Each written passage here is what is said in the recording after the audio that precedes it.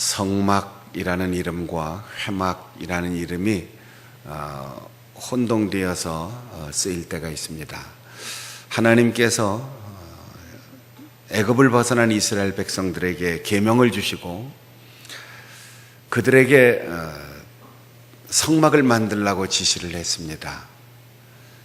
그 성막이 완공될 때까지 아직 비품도 없고 제도도 없고 담당자도 없는 임시 천막이 회막입니다. 이 회막을 가리켜 우리 한자로는 만날 회자, 천막을 뜻하는 막자를 썼는데 텐트 오브 미팅, 만남의 천막이에요.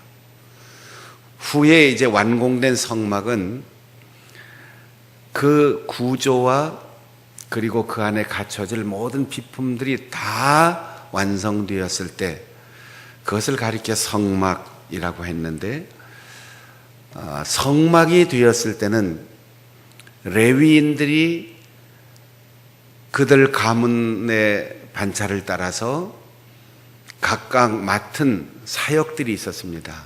언약궤는 누가 맡고, 문은 누가 맡고, 천막은 누가 맡고, 그 안에 있는 비품과 여러 가지 장비들은 어떻게 이동해라 하는 다 세분화된 사역이 있었습니다. 지성소 안에는 대제사장만 들어간다. 모세도 그 안에는 나중에 들어갈 수가 없었어요.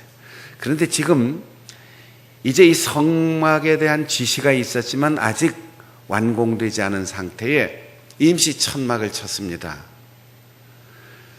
그 천막을 가리켜 만남의 장소 회막이라고 했는데, 후일 완공된 성막은 백성들 가운데 진을 치고 있었어요. 행진할 때는 맨 앞이었습니다. 그런데 지금의 회막은 백성들이 있는 진에서 멀리 떨어진 약간은 높은 곳에 설치했습니다. 왜냐하면 아직 이들은 죄로 가득한 애굽의 노예 근성을 가지고 있는 사람들, 그 속에 하나님의 거룩한 임재가 형성될 수 없었기 때문에 따로 떨어진 곳에 회막을 설치하고, 아직도 지파별로 임무가 분명하게 부여되지 않은 때이기 때문에 그 안에는 모세가 들어가고 모세의 비서관인 여호수아 혼자 그 천막을 지키는 경비병 노릇을 하였습니다.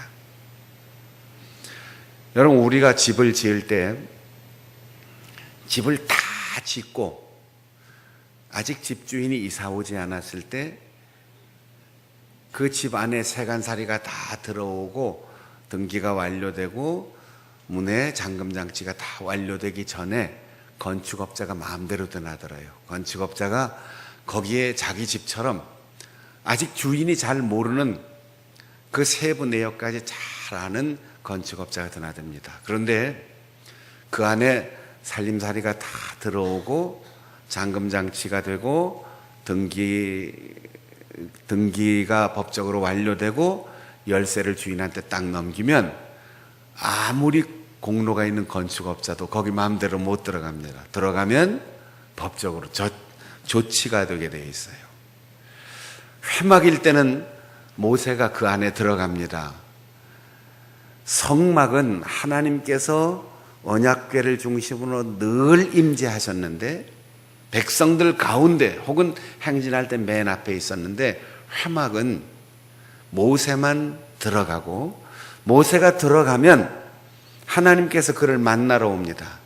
그러니까 백성들이 모여서 회의하거나 침묵해하는 장소가 아니고 하나님과 사람이 만나는 장소, 그래서 회막입니다.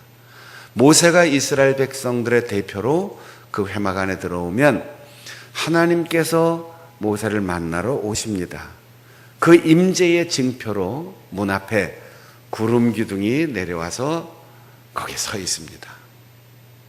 백성들은 다 각자의 천막 앞에서 자기 숙소 앞에서 문을 열고 그 광경을 바라다 보는 겁니다. 그러니까 한 200만 되는 이 많은 사람들이 다 볼 수 있는 장소니까 약간은 높은 곳에서 있었을 거예요. 모든 백성들이 이 놀라운 광경을 자기 집 문 앞에 나와서 다 봅니다. 아, 모세가 회막 안으로 들어가서 하나님과 만난다.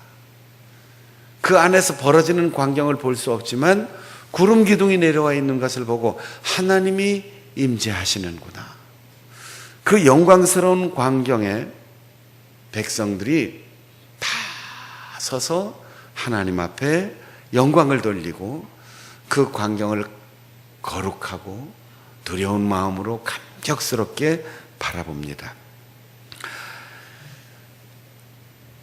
이제 출애굽기 뒤쪽으로 가보면 36장에는 백성들 가운데 성막이 설치되고 40장에는 성막이 완공되고 출애굽기 40장 34절에 보면 구름이 회막에 덮이고 여호와의 영광이 성막에 충만했다.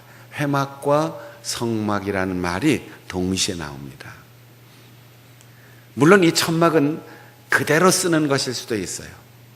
그러나 모세가 개인적으로 하나님과의 만남의 장소였던 그 천막이 이제는 더 확대되어서 백성들 전체가 하나님의 임재를 경험하는 성막이 된다는 거예요. 하나님이 지시하신 크기, 모양, 비품, 그리고 제도가 완비된 다음 회막에서 성막의 시대로 그들은 접어들었습니다. 모세가 이 회막 안으로 들어갈 때 기억하세요. 회막은 사람들의 친교, 사람들의 회의가 아니고 하나님과 모세의 만남, 그 천막이었습니다. 백성들이 다 나와서 두 가지 행동을 했습니다. 일어났다고 했어요. 그리고 지금 우리 번역에는 예배하였다 이랬는데 이 예배하였다라는 말은 엎드려 경배했다 이런 뜻입니다. 일어나고 엎드리는 것을 동시에 했다는 거예요. 여러분, 우리의 예배는 이 두 가지가 동시에 들어가는 거예요. 하나님 앞에 드리는 예배는 일어나는 겁니다. 여기 일어난다라고 하는 히브리 말 쿰이라는 단어는 우뚝 솟아난다 이런 뜻인데, 전쟁이 일어나면 전투를 위해서 잠자던 경계병들, 군인들이 다 일어나라. 또 중요한 계약서를 작성할 때 유대민족의 그 생활 습관은 앉아있다 그럴 때 의자에 걸터 앉는 게 아니고 다 비스듬히 이렇게 누워있는 겁니다.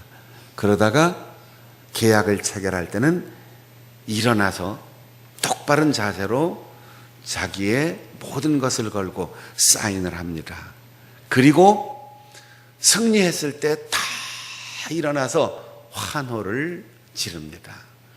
여러분, 스데반이 죽을 때 그가 하늘을 우러러보니까 하늘이 열리고 예수님이 서서 스데반을 바라보고 있었다고 했어요. 스데반의 승리를 예수님께서 인정하시고 기뻐하셨다는 뜻입니다. 여러분, 세상에서 낙심하고 세상에서 패배감에 사로잡히고 우리의 직장과 일터, 가정, 우리의 매일매일의 삶 속에서 정말 주저앉고 싶을 때가 얼마나 많습니까? 아니, 쓰러져 넘어져서 일어날 수가 없는 절망적인 상황에서 살아가는 사람도 있어요. 그렇게 우리가 엿새를 살고 주님 앞에 나와 거룩한 날 예배할 때 우리는 일어서게 되는 거예요.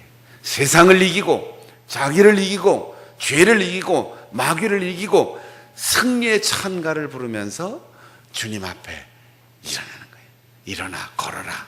내가 새 힘을 주리라. 주님께서 말씀하시는 거죠. 그 다음 예배하였다, 이 경배라는 말은 엎드린다는 뜻이에요.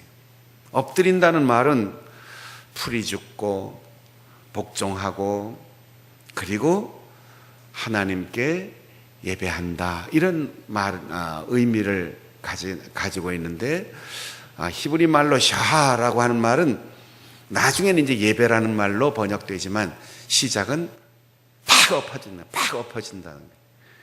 힘을 잃고 칼 맞고 완전히 죽어서 그냥 땅에 엎드러진다는 거예요. 여러분 혹시 드라마나 영화를 볼 때 가톨릭 교회 사제들이 사제 서품 받을 때 땅바닥에 엎드리는 거 보셨죠? 팍 엎드립니다. 뭐 천천히 그냥 팔 짚어가면서 하는 게 아니고 다칠까 봐 걱정될 정도로 쫙 엎드립니다. 하나님 앞에 굴복한다는 거예요. 긁으로 돌아갈 때까지 교회에 순명하고 선배 사제에게 순명하고 하나님의 뜻에 순명합니다. 복종하며 살겠습니다. 나는 없습니다. 그렇게 딱 엎드리는 거죠. 예배는 세상에 대하여 우리가 당당하게 일어서는 때고, 하나님 앞에서는 내 모든 것이 죽는 거예요. 그래서 하나님을 만나는 놀라운 광경을 보면서 백성들이 벌떡 일어나서 용기를 가지고 하나님의 그 두려운 임재 앞에 땅바닥에 엎드려서 주님의 그 놀라우신 임재를 찬양하는 거예요. 세상에 대하여 당당하려면 예배해야 하고, 아직도 내 속에 살아있는 자아가 죽기를 원한다면 예배해야 하고, 하나님 앞에 나와 예배할 때는 자아가 사는 것이 아니고 용기가 살아야 하고, 헌신의 열정이 살아야 하고, 미래에 대한 희망이 살아서 일어나야 하고, 자아와 옛사람과 죄악된 욕망이 완전히 땅바닥에 묻혀서 죽어버려야지 되는 거죠. 오늘 우리 청년들이 그런 예배자가 될 수 있기를 바랍니다.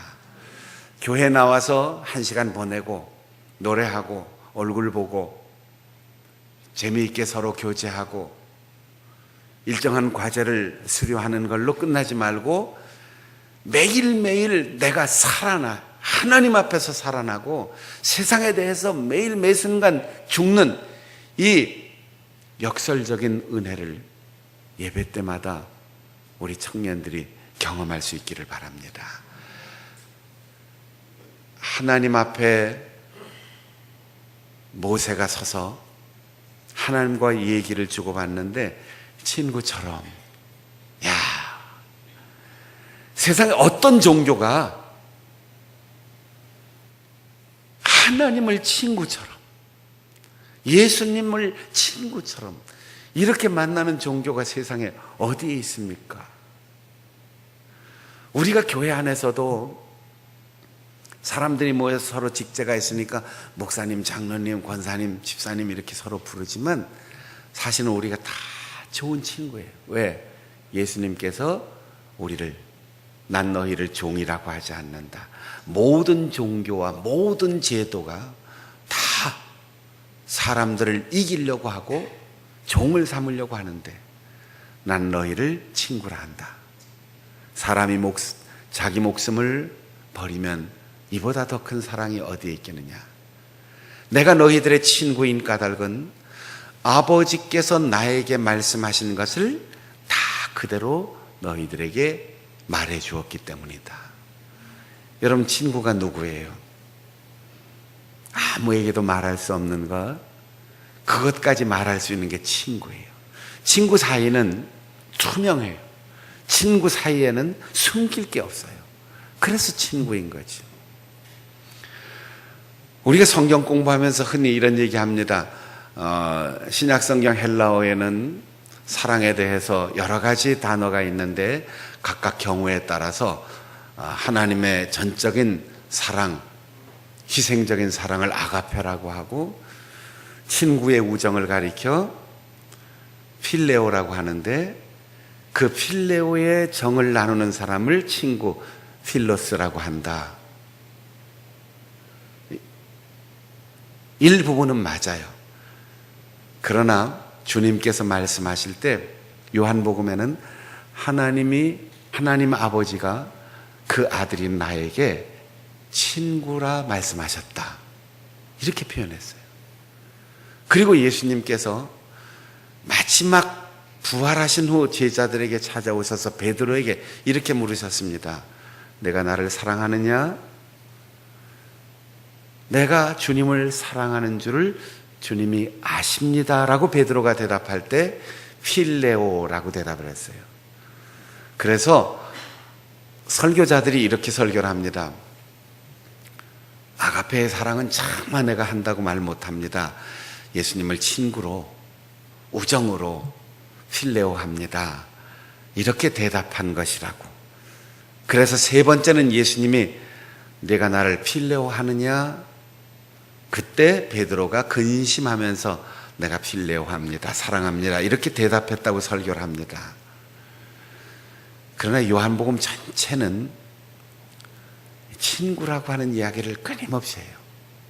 그리고 친구는 필레오의 사랑은 아가페의 사랑보다 품격이 한 단계 낮거나 희생적인 헌신도가 낮은 사랑이라고 말하지 않아요. 아가페의 사랑은 일방적인 사랑이에요. 조건 없는 사랑이에요. 그런데 필레오의 사랑은 투명하게 아무것도 숨길 수 없는, 정말 내 마음을 다 열어놓을 수 있는 그런 친구와 주고받는 게 사랑이에요. 그게 예수님께서 물으신 뜻이죠. 베드로는 주님 나에게 다 말씀하시지 않았습니까? 내가 주님의 친구가 되지 않았습니까? 마지막 세 번째 질문에서 베드로가 이렇게 말합니다. 주님이 모든 것을 다 아십니다. 여러분, 친구는 그거예요. 네가 나를 알고 내가 너를 알고, 끊을 수 없는 관계, 이 세상에서 가장 특별하고 가장 좋은 관계, 이것이 친구입니다. 하나님은 모세와 친구로 말씀하셨어요. 왜? 하나님의 계획을 모세에게 다 얘기하셨기 때문이에요. 모세도 껍질을 쓰지 않고 형식에 매이지 않고, 하나님, 나 백성들한테 맞아 죽을 것 같습니다. 백성들을 가르쳤는데 또 제자리로 돌아갔습니다. 어떡합니까? 아무런 꾸밈 없이 있는 그대로 얘기했어요. 이런 사이가 친구라는 거죠. 친구는 다 알아요. 여러분, 진짜 친구, 가장 좋은 친구, 오래된 친구는 다른 사람이 뭐라고 해도 아니 난 다 알아, 얘기 안 해도 돼. 그 친구는 내 마음 다 알아. 내 마음을 나와 같이 알 수 있는 사람, 바로 그 친구야. 이게 친구라는 말. 예수님이 요한복음의 기록대로 나는 너희를 친구라 한다, 이렇게 말씀하신 뜻입니다. 모세에게 배울 점은 바로 그거예요. 물론 모세가 위대한 사람입니다. 리더십이 있습니다. 정말 하나님이 주신 능력을 사용해서 이스라엘 백성들 전체를 가나안으로 인도한 위대한 영도자입니다. 어렵고 힘들 때마다 하나님 앞에 무릎 꿇고 눈물 흘린 기도의 종입니다. 그러나 이것저것 다 제하고 모세가 가장 위대한 점은 하나님이 그를 친구로 부르셨다는 사실이에요. 하나님이 그에게 다 열어놓고 보여주셨다는 사실이에요. 주의 귀한 성도 여러분, 특별히 우리 청년 여러분, 한 시대에 같은 교회에서 여러분이 하나님처럼, 모세와 만났던 그분처럼 하나님이 여러분을, 예수님을 통하여 친구로 불러주셨는데 예수님을 친구 삼고 여러분 모두가 예수님을 중심으로 정말 믿을 만한 좋은 친구로 일평생 살아갈 수 있기를 바랍니다. 작년 성탄절 앞두고 저희 고향 제천에 큰 화재가 나서 저희 고향교회 목사님이 돌아가셨어요. 금요일 날 화재 사고가 나고 제가 그날 밤 정말 마음 아파 잠 못 이루다가 토요일 날 그냥 내려갔어요. 제천을 내려갔어요. 옛날 같이 사역했던 우리 좋은 친구 장로님, 선후배 장로님들, 또 그리운 옛날 우리 어머니 친구들, 또 동년배들, 여러분들을 만났는데 저를 보고 이렇게 얘기하더라고. 역시 출신이라 다르군. 고향이니까 그렇게 가죠. 다른 교회에 사고가 났다 그러면 제가 내일이 주일이고 월요일은 성탄절이었고, 그래서 많은 분들이 다 성탄절 지나고 돌아보려고 왔는데 저는 그 이튿날 바로 갔거든요. 왜냐하면 거기에 다 내 친구들이 있기 때문이죠. 우리가 교회에서 헌신하고 사역하고 여러 가지 무거운 짐들이 있는데 핑계가 많아요. 무거운 짐도 있어요. 한두 사람에게 집중되는 과다한 업무도 있어요. 그러나 주님이 내 친구고, 주님이 나를 위하여 십자가에서 죽으셨고, 하나님이 예수님을 통하여 나를 친구 삼아 주셨다, 이 생각하면 우리는 무거웠던 어깨가 가벼워지고 피곤했던 우리의 몸에 생기가 돋아오를 겁니다. 이런 새 힘이 친구 되신 하나님과 친구 되신 예수님과 함께 동역자 된 우리 청년들에게 함께 하시기를 바랍니다. 모세는 나이가 많아요. 80이 돼서 부름을 받았고 지금 40년 동안 가나안을 향하여 가는 도중이니까 적어도 80세 이상 된 할아버지입니다. 하나님과 만나는 그 시간이 얼마나 즐거웠을까요? 그러나 또 얼마나 피곤했을까요? 여러분, 나이가 들면 점점 좋은 일이든 어려운 일이든 그 일이 끝나면 피곤이 빨리 와요. 금방 회복이 잘 되지 않아요. 모세는 하나님과의 만남, 정상회담이 끝나자마자 피곤했어요. 집으로 돌아갔습니다. 자기 숙소로 갔어요. 여호수아는 회막을 떠나지 않고 지켰다고 했어요. 여호수아를 뭐라고 표현했습니까?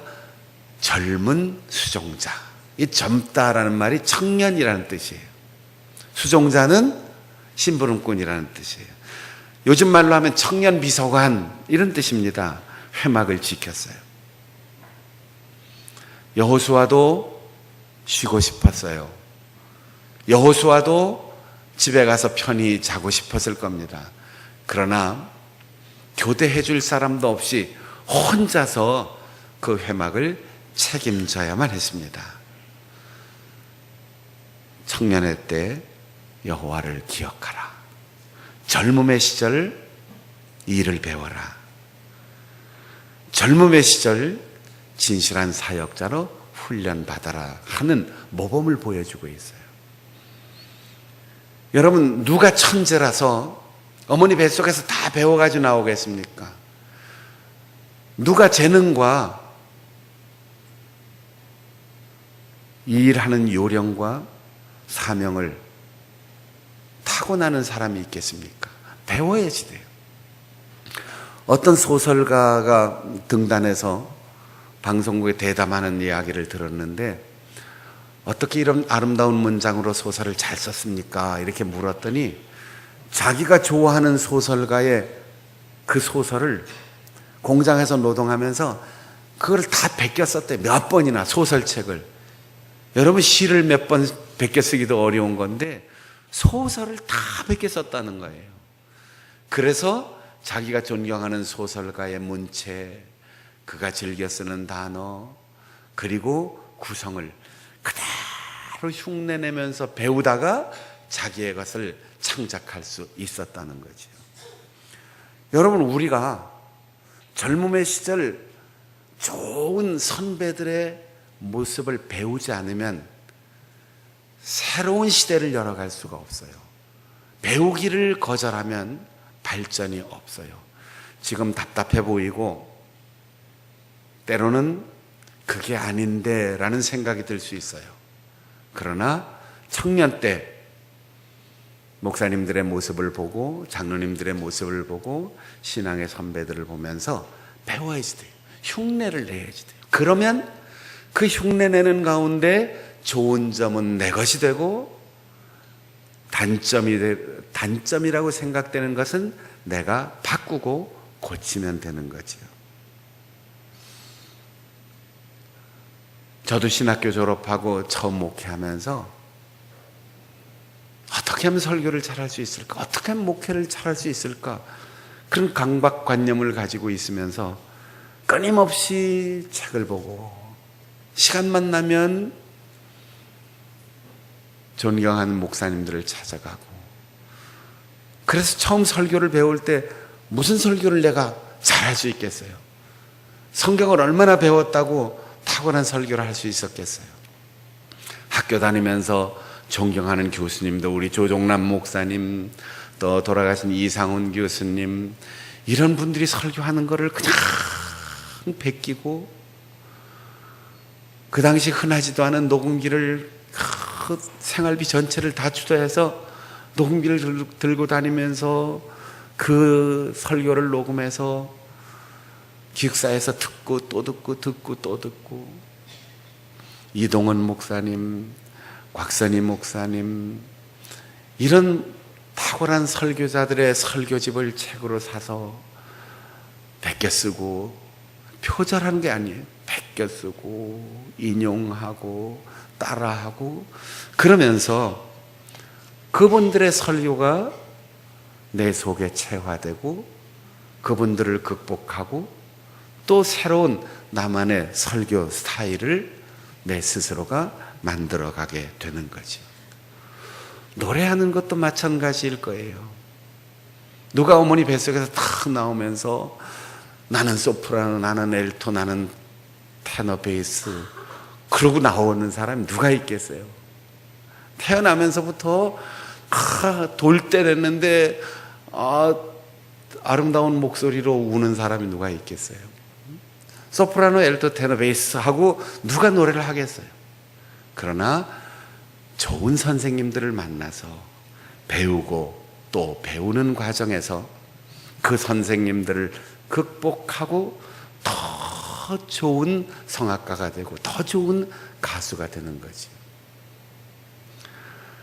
저는 가수도 아니고 성악가도 아니면서도 남의 노래를 이렇게 들어보면 발성을 저렇게 하면 참 듣는 사람이 좋겠구나. 발음을 저렇게 하면 정확하게 전달이 돼 있구나. 자꾸 흉내를 내고 싶어져요. 그래서 어떨 때는 혼자서 방에서 노래를 부르면서 양희은 스타일로 노래도 불러보고, 때로는 우리는 하고 송창식 스타일로 노래를 불러보기도 하고, 때로는 사람들에게 저렇게 감동을 줄 수 있을까? 그래서 불쌍한 표정으로 최백호처럼 노래를 불러보기도 하고, 달콤하게 사탕처럼 넘어가는 최성수의 목소리를 들으면 저렇게도 한번 해보고, 정말 좋은 선생님들, 성악가들을 이렇게 노래를 들어보면은 저렇게 인생을 노래하고 저렇게 사람들에게 감동을 남겨줄 수 있을까?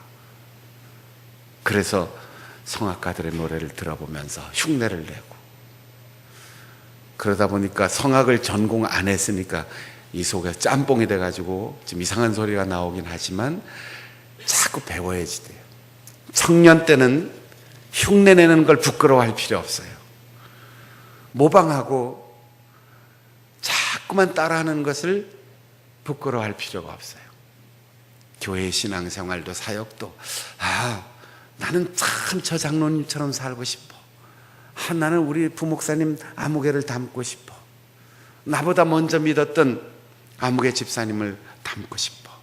그런 생각을 하게 되면 결국 그분들의 좋은 모습이 다 내 것이 되고, 내가 그렇게 닮고 나서 그분들의 좋은 장점들을 내가 가지고 있을 때 그것이 내 속에서 창의적으로 조합이 되는 거죠. 비판의식도 좋고 뚜렷한 자기 성찰도 좋지만 너무 일찍 비판을 배우고 너무 일찍 부정적 생각을 가지게 되면 자기 스스로도 발전하지 못하는 거예요. 여러분, 공부할 때 좋아하는 선생님 과목은 성적이 올라가게 돼 있어요. 그런데 선생님하고 관계가 안 좋으면 그 과목 성적이 올라가질 않아요. 그러니까 공부를 잘하려면 선생님을 좋아해야지 돼요. 선생님의 그 실력과 선생님의 가르치는 그 내용을 좋아해야지 돼요. 교회에서도 여러분이 하나님 나라를 위하여 귀하게 쓰임받기를 원한다면 언젠가 여기에 같이 앉아있는 우리 어른들이 다 세상을 떠나도 여러분들이 이제 목사가 되고 여러분들이 장로님이 되고 여러분들이 권사님이 되고 여러분이 앞으로 우리 장충단 교회를 짊어지고 나갈 일꾼이 되었을 때 그때 그 목사님은 이렇게 얘기하더라. 그때 그 장로님은 그런 험악한 상황에서도 이렇게 말씀하시더라. 그때 그 권사님은 정말 절망적인 상황에서도 이렇게 덕스럽게 말하더라. 이걸 여러분들이 머릿속에 담고 배워야 되는 거죠. 젊은 수종자 여호수아, 그는 모세의 후계자가 된 것이 혈통이 좋거나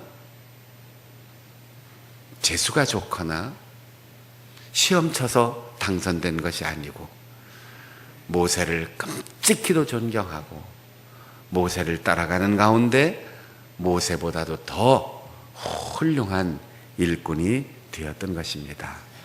우리 장충단 교회 청년들이 그런 젊은 수종자로 배우고 우리 어른들이 우리 청년들을 그렇게 든든하고 믿음직하게 바라보고 격려함으로 우리 장충단 교회 청년회에 여호수아와 같은 젊은 수종자들이 많아질 수 있기를 축복합니다. 기도하겠습니다. 하나님 아버지, 젊은 수종자 여호수아처럼